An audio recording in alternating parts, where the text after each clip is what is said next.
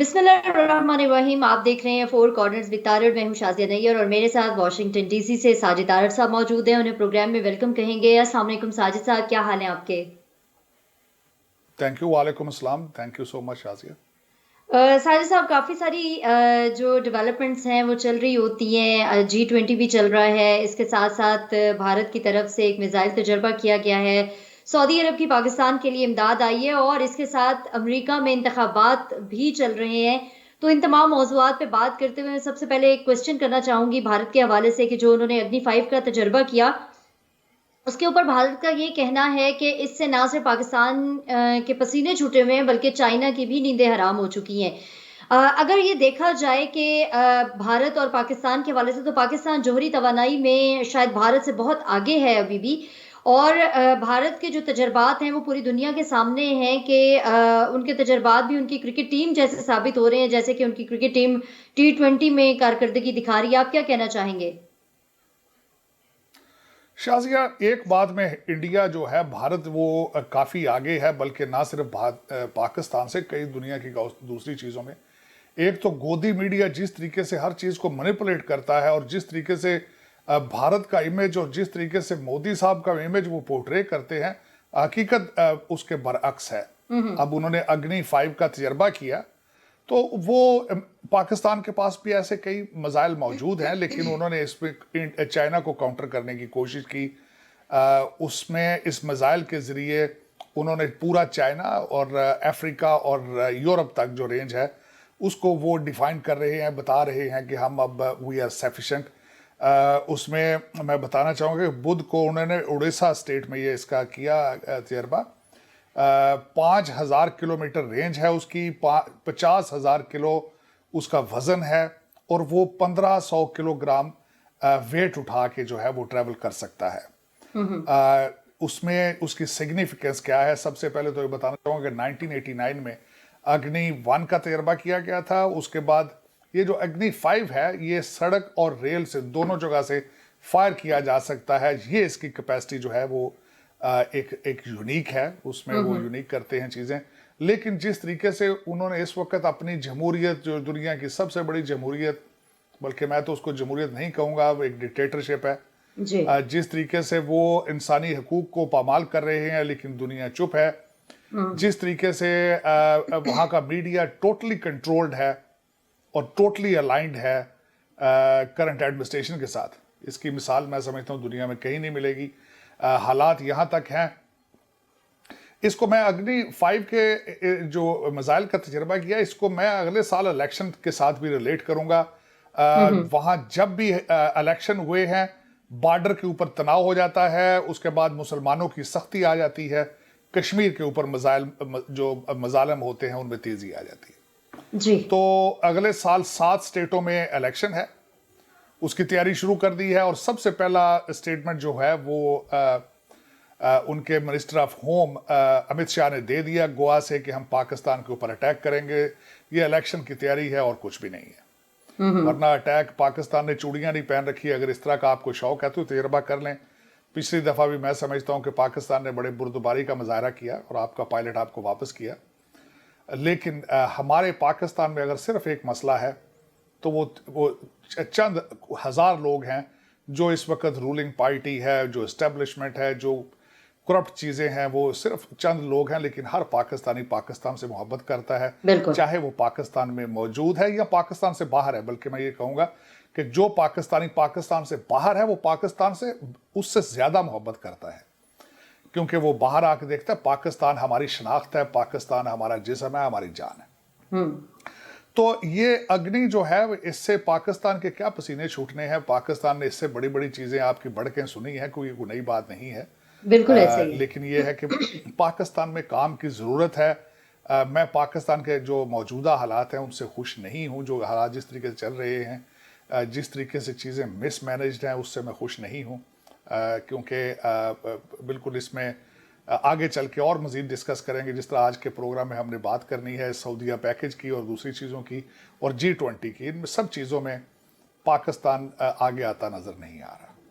अच्छा, sir G20 summit भी जारी है और उसमें अमेरिकी सदर जो जो बाइडेन साहब हैं उन्होंने चाइना और रूस की जानिब से क्लाइमेट चेंज के ऊपर खातिर ख्वाह इकदामात ना करने की निशानदही की है। आप क्या समझते हैं, क्या दुनिया के जो दीगर ममालिक हैं वो क्लाइमेट के ऊपर कुछ ऐसा काम कर रहे हैं कि उसको हाईलाइट किया जा सके? क्या क्लाइमेट पे इतना काम दीगर ममालिक में हो रहा है? देखें, एक तो G20 में जो तीन बड़े टॉपिक हैं, एक तो कोविड का वैक्सीनेशन के बारे में, जी। और डेवलपिंग कंट्रीज की इकानमी और माहौलियात, इन तीन चीज़ों को सबसे ज़्यादा डिस्कस किया गया है। और फिर इसमें मैं कहूँगा हमारे रीजन के हवाले से मोदी साहब का वो इस तरीके से पिक्चर पोर्ट्रे की जा रही है, उनके चैनल जिस तरह बता रहे हैं, जिस तरह G20 सारी जो सारा सेमिनार या सारी मीटिंग मोदी साहब चला रहे हैं, लेकिन हकीकत इसके बरक्स है। यहाँ तक कि जो बाइडन गए, जो बाइडन अमेरिका अभी तक, मैं ये यहाँ फिर एक दफ़ा याद कराना चाहूँगा कि अमेरिका स्टिल अभी सुपर पावर है और सोल सुपर पावर है, वाइल्ड सुपर पावर है। तो वहां जो बाइडन साहब गए और उन्होंने अपनी स्पीच फिर जाके अपोलॉजी से शुरू की कि डोनाल्ड ट्रंप पीरियड में हमने माहौलियात से बाहर निकल आए थे, पेरिस जो एक कोप था, एक 26। मुआहदा, उससे जी जी बिल्कुल उससे निकले थे। तो अब वापस गया अमेरिका, लेकिन बाइडन की ये जो माहौलियात के बारे में और दूसरे फ्रांस की जो माहौलियात के बारे में जो एक कंपेन थी उसमें नाकाम नजर आते हैं, क्योंकि इंडिया ने उस पर साइन करने से इनकार कर दिया है। चाइना पहले उसको उसमें शामिल नहीं है, चाइना उसमें फिर दोबारा शामिल नहीं हो रहा। और दुनिया के सबसे ज्यादा पोल्यूटर इस वक्त कौन है? चाइना है और इंडिया है। अगर ये दोनों नहीं है तो दूसरे दुनिया का इस पे साइन करना मेरे ख्याल में मौजू नहीं है। वो इस तरीके से कि दूसरे अगर दुनिया साइन करती है जो कि पहले भी ज्यादा पोल्यूटर नहीं है, लेकिन उनकी इकानमी पे इनका इम्पैक्ट होगा। आप चाइना बिल्कुल। और इंडिया को एक फ्री हैंड देंगे, वो चीजें वो माहौल को पोल्यूट करेंगे, मैन्युफैक्चरिंग अपनी जारी रखेंगे और दूसरी दुनिया की इकानमी के ऊपर बोझ बनेंगे। लेकिन ये साजिद जो साहब, इस वक्त G20, यहाँ पे एक छोटा सा क्वेश्चन, आपने इंडिया की बात कर ली कि जब गंदम की कटाई हो जाती है तो वो जो बाकियात जलाने का काम है वो भी भारत में बहुत तेजी से चलता है, जिसकी वजह से पाकिस्तान डायरेक्टली इफेक्ट होता है और यहाँ पे स्मोक जितने बुरी सूरत हाल इख्तियार करती है वो सारी दुनिया के सामने है, लेकिन उसके ऊपर भी भारत को कोई रोकने वाला नहीं है। देखें इस वक्त भारत जो है वो पूरी दुनिया का, चाइना और मैं कहूंगा चाइना और इंडिया इस वक्त दुनिया के सबसे ज्यादा पोल्यूटर हैं। इस वक्त अमेरिका के अंदर अपने माहौलियात पे जितनी चीजें हैं, यहाँ पे मैं मिसाल देना चाहूंगा कि यहाँ पे इस वक्त मेडिकल रिसर्च ऑलमोस्ट बंद हो चुकी है। और जो जानवरों के ऊपर पहले तजर्बात किए जाते थे, यहाँ एक ऑर्गेनाइजेशन है जानवरों के हकूक के लिए, उसका नाम है पीटा। तो उनके प्रेशर के जरिए की वजह से यहाँ पे कोई भी इस वक्त मेडिकल रिसर्च नहीं हो रही, और सारी मेडिकल रिसर्च इंडिया में इंसानों के ऊपर हो रही है। इस वक्त अगर देखा जाए तो वो सारे का सारा इंडिया जो है पूरी दुनिया को अद्वियात जो है वो सप्लाई कर रहा है, एक तो चीप लेबर की वजह से, और दूसरा वहाँ पे जो ह्यूमन बॉडी के ऊपर मेडिकल, यहाँ पे लोग जो हमारी मेडिसिन थी वो जानवरों पे, ज़्यादातर बंदरों पे होती थी, लेकिन इंडिया के अंदर वो इंसानों पे तजर्बात किए जाते हैं। और इस तरीके से वो दुनिया का सबसे बड़ा मेडिकल सप्लायर बन चुका है। और इसी तरीके से इंडिया इस वक्त जो है वो पोल्यूशन पे भी उन्होंने साइन नहीं किया, जिसको गोदी मीडिया इस तरीके से उठा रहा है कि शायद मोदी साहब पता नहीं कौन सा जो है, उन्होंने कितनी जंग बड़ी जीत कराए हैं। और जिस तरीके से वो इस पोर्ट्रे कर रहे हैं पिक्चर इस वक्त मोदी साहब की, कि मोदी साहब बाइडन से भी मिल रहे हैं, मोदी साहब मैक्रोन से भी गले लग रहे हैं, वो जो जर्मनी की चांसलर है उसको भी मिल रहे हैं, उसको इटली के सदर ने उनको रिसीव किया है। तो वह सारी चीज़ें जिस तरीके से वो एग्जैजुरेट करता है इंडियन मीडिया, वो कर रहा है।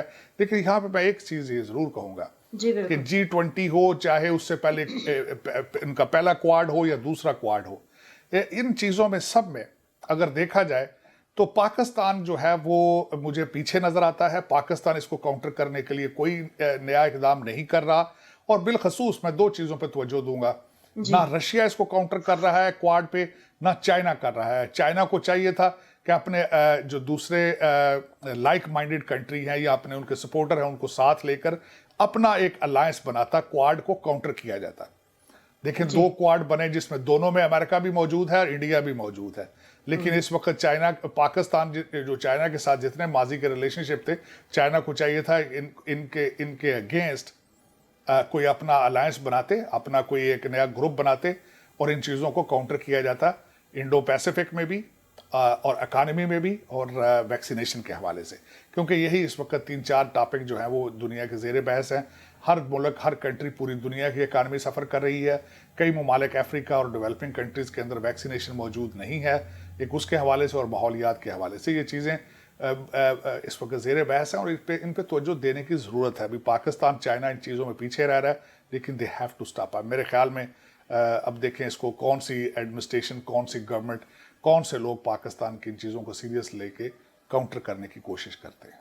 अच्छा साजिद साहब, अमेरिका की भी 2 स्टेट्स में इस वक्त इलेक्शन चल रहे हैं, एक वर्जीनिया में और दूसरा न्यू जर्सी में। आपका क्या ख्यालात हैं इन इलेक्शंस के हवाले से?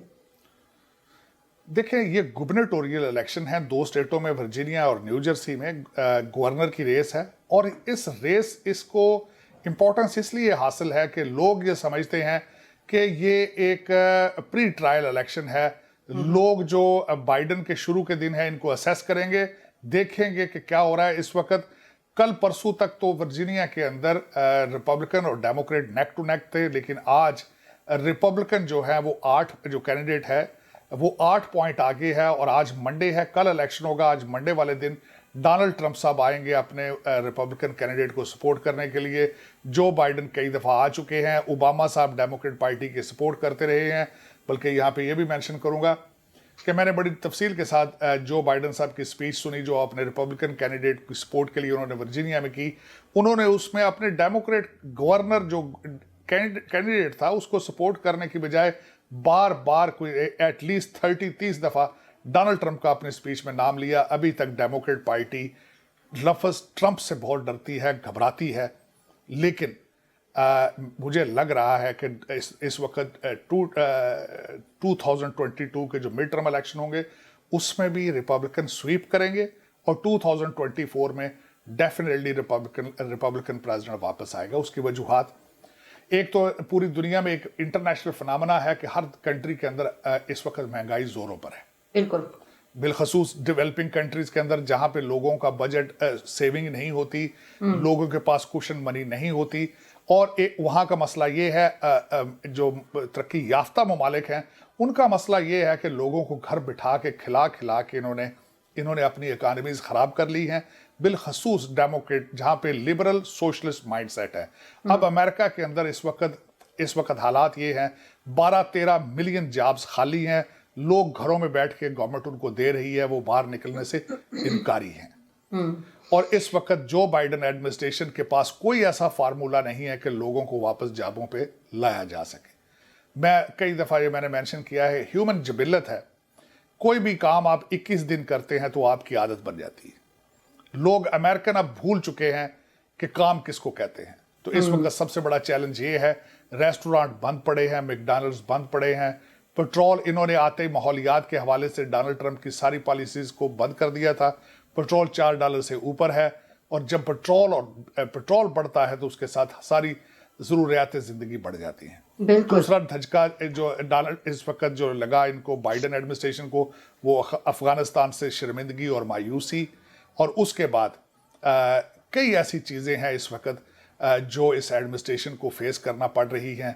हालात इनके ठीक नहीं हैं और रिपब्लिकन वापस आने को है। और मेरे ख्याल में America is craving for leadership, for Republican leadership, जो आके चीज़ों को बैलेंस करने की कोशिश करेंगे। अभी तक तो जो बाइडन जहाँ जाते हैं, जो बराक ओबामा की तरह हर स्पीच अपोलॉजी के साथ शुरू करते हैं और सोशलिस्ट एजेंडा, फ्री चीज़ें देने की कोशिश करते हैं। लोग फ्री चीज़ें नहीं चाहते, क्योंकि लोगों को पता है जो चीज़ फ्री होती है उसकी वैल्यू नहीं होती, उसकी क्वालिटी नहीं होती। अच्छा, तो इस तरह के कई जी साजिद साहब, आपने महंगाई के हवाले से बात की, तो मैं पाकिस्तान के हवाले से क्वेश्चन करना चाहूँगी कि कतर, सऊदी अरब, मुत्तहिदा अरब अमारात, IMF, वर्ल्ड बैंक, कहाँ से कर्ज नहीं लिया और महंगाई इस वक्त जो है वो अपनी मुल्की तारीख की बुलंद तरीन सतह पर है। और सिर्फ यही नहीं कि बुलंद तरीन सतह पर है, बल्कि हुकूमत की जानिब से अभी भी चैन की बांसुरी बजाई जा रही है और कहा जा रहा है कि सब ठीक है, पैसा कहाँ से आ रहा है, कहाँ जा रहा है, कोई नहीं जानता है। मईशत को सहारा देने के लिए ये जो आर्जी सहारे ढूंढे जा रहे हैं, हुकूमत आप क्या समझते कि ऐसे सॉलिड सॉल्यूशंस क्यों नहीं लेकर आती कि मईशत को सहारा मिल सके? ये हुकूमत आर्जी सहारों के ऊपर क्यों चल रही है, या अभी तक 3 सालों में हुकूमत सीखने के प्रोसेस में है कि हमने कैसे आगे चलना है? शाजिया, ना सिर्फ ये करंट एडमिनिस्ट्रेशन बल्कि हमारे पाकिस्तान में मैं समझता हूं कि पिछले 40-50 साल से कोई किसी किस्म की ऐसी स्ट्रेटजी नहीं बनाई गई और कोई ऐसा इंफ्रास्ट्रक्चर नहीं बनाया गया कि पाकिस्तान अपने पाँव पे खड़ा हो सके। आज की ये जो हालात हैं, आपको 4.2 बिलियन डॉलर जो चाइना आप सऊदी अरेबिया से लेकर आए हैं, उसकी स्टोरी कुछ इस तरीके से है कि खान साहब उम्रे पे गए और उसके बारे में भी कंफ्यूजन था कि उनके जहाज में अंदर कौन कौन लोग थे। कुछ ये भी खबरें आती रहीं कि शायद वो अपनी सौतेली बच्ची की शादी अटेंड करने गए हैं, और लेकिन गवर्नमेंट का स्टेटमेंट ये थी कि वो वहाँ पे माहौलियात की एक कॉन्फ्रेंस को अटेंड करने गए हैं। लेकिन जो मेरे लिए सबसे ज़्यादा सिग्निफिकेंस बात ये थी कि इस वक्त चाइना पाकिस्तान से मायूस है, ग्वादर पे वो मायूस है, वो खुश नहीं है आपसे। उसके बाद धासू डैम का प्रोजेक्ट बंद हो चुका है, आपसे वो 39 मिलियन डॉलर मांग रहे हैं। उसके बाद ये है कि अगर चाइना ने थोड़ा सा आपसे मुंह परे किया है तो आप फौरन अमेरिका के कदमों में आ गिरे हैं। अब मैं उसकी तफसील बताता हूं जी। हालात ये हैं कि पिछले 1 महीने के अंदर आपके 3 फेडरल मिनिस्टर अमेरिका आए। वो 3 मिनिस्टर कौन थे? असद उमर साहब थे, शौकत तरीन साहब थे, कुरैशी साहब थे। बिल्कुल। IMF के सामने उन्होंने हर चीज साइन की जो IMF ने उनके सामने रखी। शौकत तरीन साहब यहीं सिटी बैंक में जॉब करते थे, यहीं से वो अमेरिकन हैं, डील का हिस्सा थे और यहाँ से गए हैं। और बाकर साहब जो हैं वो भी डील का हिस्सा हैं। बल्कि यहाँ तक कि इस वक्त पाकिस्तान में जो आपका डॉलर है वो $176 से भी ऊपर जा चुका है। लेकिन आपकी करंट एडमिनिस्ट्रेशन ने एक सिंगल बयान या एक कोई स्टेटमेंट नहीं दी कि ये क्या हो रहा है। और शौकत तरीन साहब के बारे में मैं ये कहूँगा कि वो यहाँ से उड़कर सीधे उन्होंने ज्वाइन किया इमरान खान साहब को सऊदी अरेबिया के, और वहां से वापसी पे 4.2 बिलियन डॉलर का पैकेज दिया गया, जो 3 बिलियन डॉलर बैंक में रखा जाएगा रिजर्व बैंक में, और 1.2 बिलियन डॉलर जो है उससे वो तेल किस्तों पे दिया जाएगा। अब वो जो 3 बिलियन डॉलर जो बैंक में रखा जाएगा वो उतने पीरियड के लिए रखा जाएगा जब तक IMF के पैसे रिलीज नहीं होते। लेकिन ये मैं टोपी ड्रामा आपको बताना चाहता हूं कि देखें हालात क्या है। हालात ये हैं कि इसी सऊदी अरेबिया ने जब आपने कश्मीर के बारे में OIC की मीटिंग के बारे में अपने तहफ़्फ़ुज़ात का इजहार किया था तो उन्होंने 2 बिलियन डॉलर वापस मांग लिया था जो आपने चाइना से मांग कर इनको दिया था। आज फिर जब चाइना का दरवाज़ा बंद हुआ है, आप अमेरिका के दरवाजे पर आए हैं और इसके बारे में इंटरनेशनल स्पेकुलेशंस क्या हैं, वाशिंगटन DC क्या सोच रहा है। वाशिंगटन DC दरअसल ये यहाँ पे जो चहमगोइयाँ हो रही हैं वो ये है कि आप वापस अमेरिका के कैंप में आने की भरपूर कोशिश कर रहे हैं। आपको जो सऊदी पैकेज दिया गया है ये उसकी पहली अलामत है कि आप अमेरिका का कुर्ब चाहते हैं।